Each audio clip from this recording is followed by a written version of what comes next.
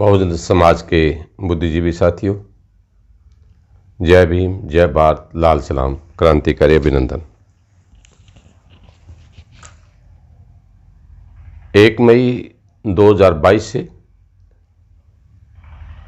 संत श्रोमणी श्री गुरु रविदास महाराज के विचारधारा पर आधारित एक आंदोलन 184 दिन के लिए शुरू किया गया था और वो आंदोलन 31 अक्टूबर 2022 को हिसार में महामहिम राज्यपाल को उपायुक्त हिसार के माध्यम से ज्ञापन सौंपकर 16 सूत्री मांग पत्र सौंपकर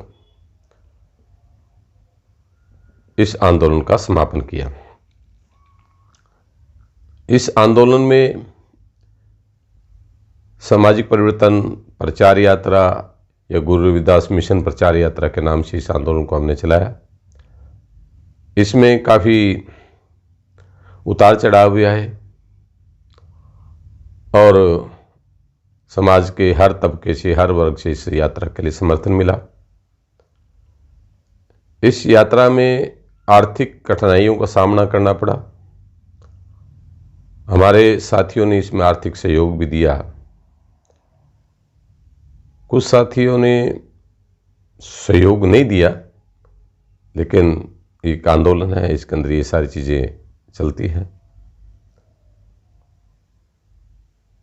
इस आंदोलन के साथ साथ जब हम फतेहाबाद जिले का आंदोलन यात्रा कर रहे थे, लगभग सिरसा के 85 गांव में हमने डोर टू डोर किया, अपने समाज के लोगों से मिले।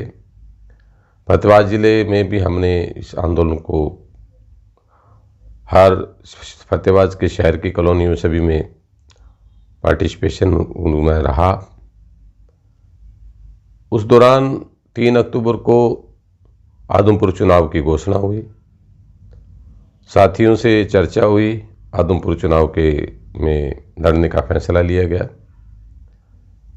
इस बात को हम अच्छी तरह से जानते थे कि बिना पार्टी के संगठन के चुनाव लड़ना काफ़ी मुश्किल काम है, लेकिन इसका फ़ायदा ये था कि हमारी पार्टी का जो जन आधार तो बढ़ाने के लिए मेंबरशिप ही एक कारण है, लेकिन उसका पार्टी की पहचान दिलाने के लिए इस आंदोलन, इस जो है चुनाव में हमें पार्टिसिपेशन करना चाहिए।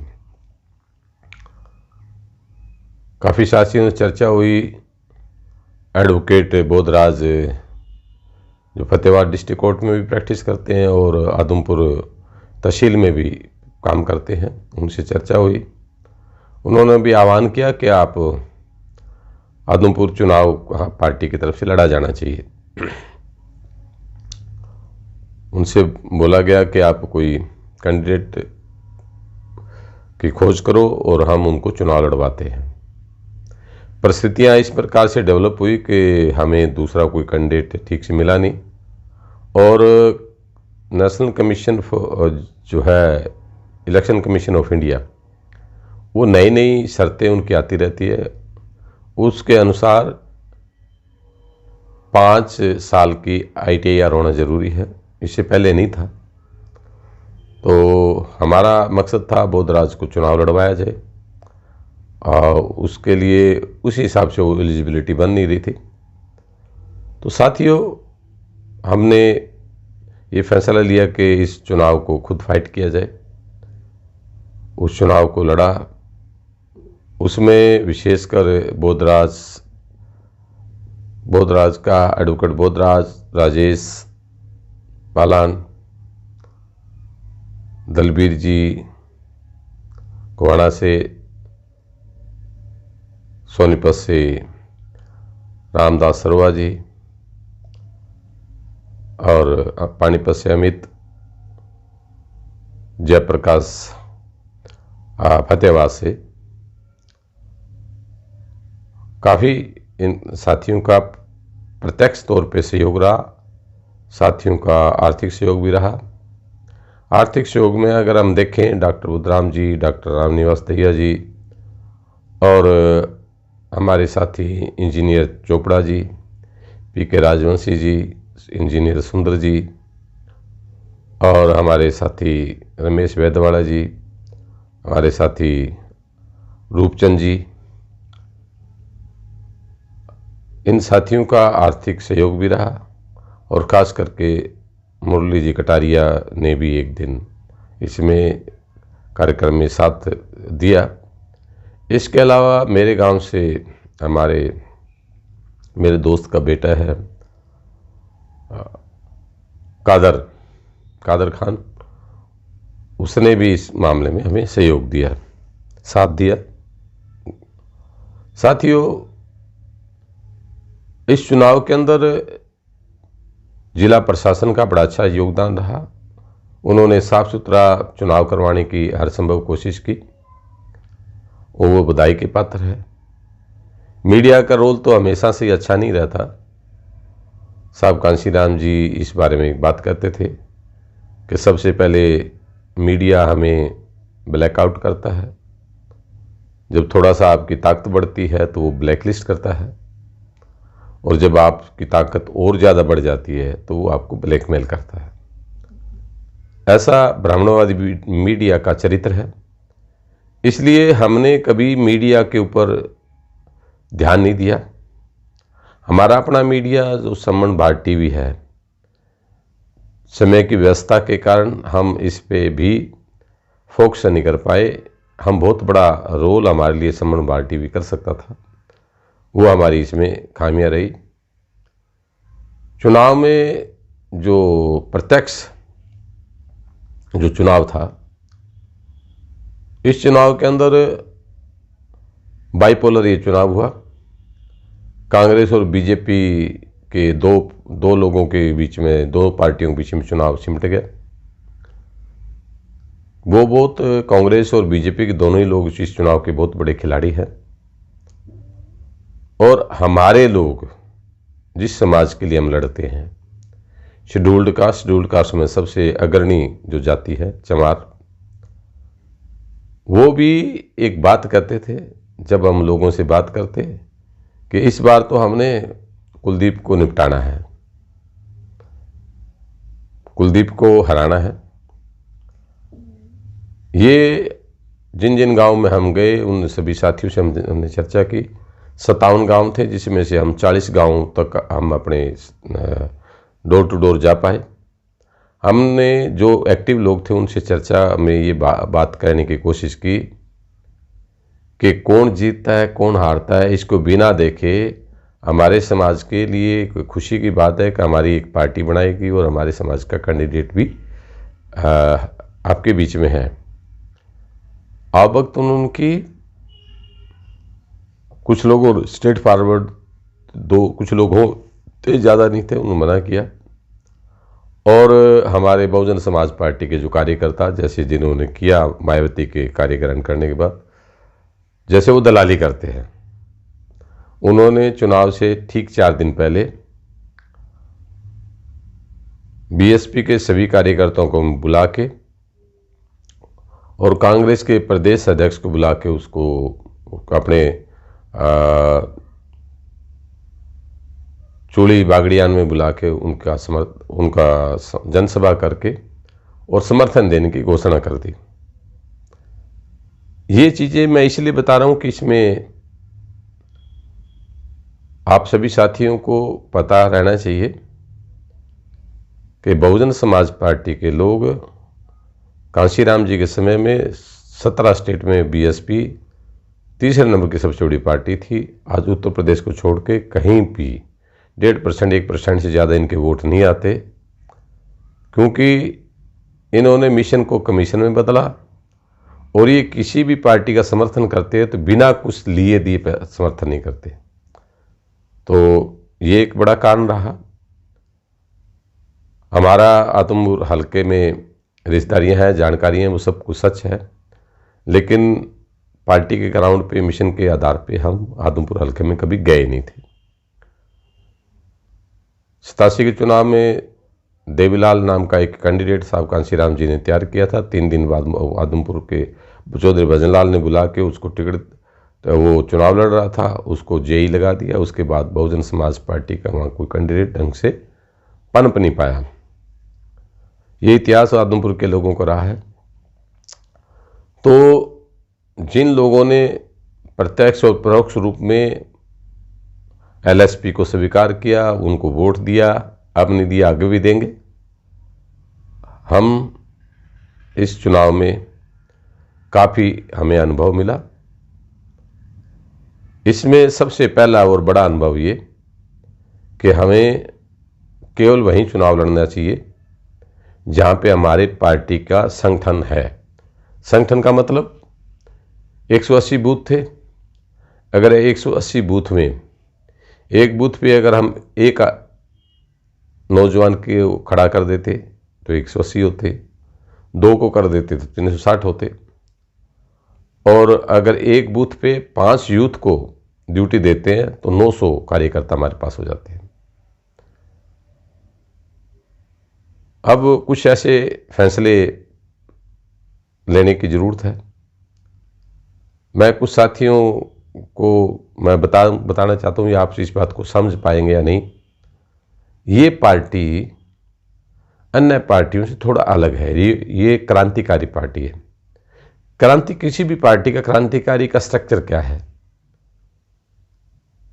क्रांतिकारी पार्टी वही होती है जिसका पार्टी का मुखिया, पार्टी का राष्ट्रीय अध्यक्ष या मुखिया क्रांतिकारी विचारधारा से जुड़ा हो। नंबर 2, पार्टी के कार्यक्रम क्रांतिकारी हो, उस विचारधारा के साथ लैस हो। नंबर 3, पार्टी के कार्यकर्ता भी वैसे ही हों जैसे पार्टी के अध्यक्ष हैं, उस हिसाब से कार्यक्रम के अनुसार पार्टी के कार्यकर्ताओं को भी वैसे ही अपने आप को ढालना पड़ेगा। हमने इस पार्टी के अंदर 2 विचारधाराओं का संगम किया है, समावेश किया है। एक बाबा साहब की विचारधारा है, भगवान बुद्ध से लेकर साहब कांशीराम जी तक, जिसको हम अम्बेडकरवादी विचारधारा बोलते हैं, अम्बेडकरिज्म भी कह देते हैं इंग्लिश में। वो विचारधारा हमारी प्रधान रहेगी। अकाउंटेबिलिटी और इसके रेवोल्यूशनरी रूप को जिंदा रखने के लिए हमें दूसरी विचारधारा, मार्क्सवादी लेनिनवादी विचारधारा को भी हम इसमें मिश्रण करेंगे। तो ये 2 विचारधाराओं का संगम रहेगा। इस पार्टी के जो आगे हमने नगर पालिका के चुनाव आएंगे, पूरे जहाँ जहाँ हमारा संगठन होगा वहाँ नगर पालिका का हम चुनाव लड़ेंगे। 2024 के हरियाणा के इलेक्शन को हम लड़ेंगे। बाकी अभी तक मैं नहीं समझ पा रहा हूँ कि हमें दूसरे स्टेट का कोई चुनाव भी लड़ना चाहिए। जहाँ कहीं भी कोई साथी पार्टी का कहीं किसी स्टेट में एक विधानसभा की तैयारी कर लेते हैं तो हम एक विधानसभा को चुनाव लड़वाने के लिए तैयार है, लेकिन शर्त यह है कि पहले वो मेंबरशिप करें। पार्टी की मेंबरशिप जिस विधानसभा में होगी हम चुनाव वहाँ लड़वाएंगे। पार्टी की मेंबरशिप के लिए पहले शर्त यही है कि जितने बूथ है उस बूथ पे एक बूथ पे कम से कम 5 लोग हो। अगर इससे कम रहते हैं तो रिजल्ट हमें अच्छा नहीं मिलेगा, पार्टी का प्रचार हो जाएगा। अगर हमने पार्टी का प्रचार करना है तो कोई दिक्कत नहीं है, ज़्यादा पैसे की इसमें ज़रूरत नहीं रहती। बहुत लंबी लंबी गाड़ियों का काफिला, बहुत ज़्यादा लोगों का वो नहीं। 2 चुनाव लड़के हमने पार्टी से पहले भी लड़के हमने एक उदाहरण प्रस्तुत कर दिया है कि चुनाव लड़ने के लिए हम उस गांव में, जिस गांव में भी जाएंगे, जिस बूथ के एरिया में जाएंगे, उस गांव के वोटर का, उस गांव का वोटर है उसका जो नाम लिखेंगे, उनकी कास्ट लिखेंगे, उनका मोबाइल नंबर लिखेंगे, टोटल वोटों की गिनती कितनी है ये उसमें लिखेंगे। तो इससे क्या होगा कि हमारे पास में एक डाटा अपडेट हो जाएगा, डाटा आ जाएगा। और सभी साथियों से पुनः अनुरोध मैं करता हूं कि जो साथी पार्टी के अभी तक सदस्यता नहीं ली है या जिन्होंने पार्टी की सदस्य ले रखी है, उन्होंने मेंबरशिप को रिन्यूअल नहीं करवाया है, वो सभी साथी 31 दिसंबर से पहले तक अपने पार्टी की सदस्यता का रिन्यूअल भेज दे। हमारा जो ये नंबर है 98-126-00-122। जिन साथियों ने पार्टी की मेंबरशिप की है लेकिन अगर उन्होंने पैसा नहीं दिया है तो प्लीज़ वो पैसे दे दे, क्योंकि वो पैसा मुझे अपनी जेब से जमा कराना पड़ेगा। पार्टी के अंदर जो मेंबरशिप का पैसा है, रसीद बुक जो हमने, हमारे पास में पार्टी की रसीद बुक है, उससे अगर कोई पैसा कटा है वो भी पैसा हमें पार्टी के अकाउंट में जमा करवाना पड़ेगा। हमारी पार्टी का अकाउंट खुल गया है और पार्टी के जो पदाधिकारी है वो अभी हमारे स्टेट लेवल के अभी कोई पदाधिकारी नहीं है। 1-2 दिन में जो 1-2 है तो पार्टी के राज्य कार्यकारिणी को भंग करने का मैं आदेश इसमें करूंगा, लेटर जारी करूंगा। और दोबारा से हमने राज्य कार्यकारिणी जो एक्टिव लोगों को दोबारा से हम इस राज्य कार्यकारिणी का गठन करेंगे। उससे पहले जो 22 ज़िले हैं हमारे, 22 ज़िलों में डिस्ट्रिक्ट हेडक्वार्टर पे मैं स्वयं जाके और ऐसे साथियों को ट्रेस करूंगा, खोज करूंगा कि जो हमारी विचारधारा से सहमत है, जो हमारी पार्टी के साथ चलने के लिए तैयार है, उन साथियों को मिला के एक जगह बैठ के शायद हो सकता है जनवरी तक जाके हम इसको पूरा कर पाए। मौसम थोड़ा बदलाव हुआ है, ठंड आ गई है, तो हमें कुछ चीज़ों पे हमें शायद बदलाव करना पड़ेगा। तो इन सभी परिस्थितियों को देखते हुए हम इस काम को आगे बढ़ाएंगे। हमारा मत प्रतिशत नहीं रहा, यानी 3200 वोटों में 18 कैंडिडेट को निपटा दिया गया, जिसमें से हमारी पार्टी का मैं उम्मीदवार था, मेरा भी यही नंबर रहा है।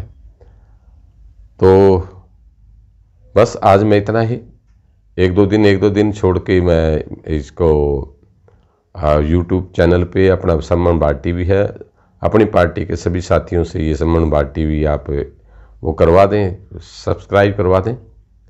और इस पार्टी के हर सदस्य को सम्मान बाढ़ टीवी के माध्यम से ही सूचना रहेगी। ये सूचना ऑथेंटिक रहेगी, बाकी कोई सूचना का ऑथेंटिकेशन मैं ठीक नहीं मानता। ये पार्टी के मुख्यालय से जो भी सूचना रहेगी सम्मान बाढ़ टीवी के माध्यम से आपको मिलती रहेगी। तो आप दिन में जितना देर भी आप टीवी देखते हैं, मोबाइल देखते हैं, उसमें से कम एक बार सम्मान बाढ़ टीवी को ज़रूर देख लें। ये दूसरे कोई इसको सब्सक्राइब करे ना करे कोई फ़र्क नहीं पड़ता, लेकिन पार्टी के प्रत्येक सदस्य को ये सम्मान बाढ़ टीवी को सब्सक्राइब अवश्य ही करना चाहिए। उनके लिए ये मैंडेटरी है और सभी सूचनाएं आपको, तथ्यात्मक सूचनाएं आपको यहीं से मिलेगी। तो मैं आज के अपनी बात को यहीं समाप्त करता हूँ। कल या परसों दूसरा प्रसारण होगा। आज इस एक लंबे अंतराल के बाद ये पहला प्रसारण है। जय भीम, जय भारत, लाल सलाम।